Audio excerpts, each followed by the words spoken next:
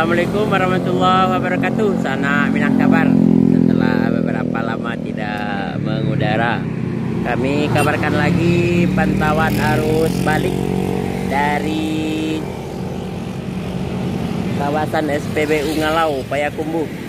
Terpantau arus lalu lintas lancar padat, namun di beberapa titik kita temukan padat merayap di lokasi sekitar SPBU Ngalau Payakumbuh dan di Simpang Piladang 50 Kota.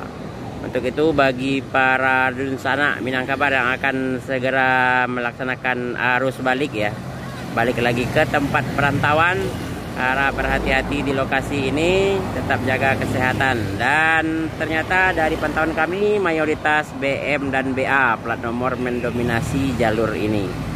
Dari kawasan SPBU Ngalau Payakumbuh, kami Minangkabar berbagi kabar ranah Minang. Assalamualaikum warahmatullahi wabarakatuh. Mohon maaf lahir dan batin.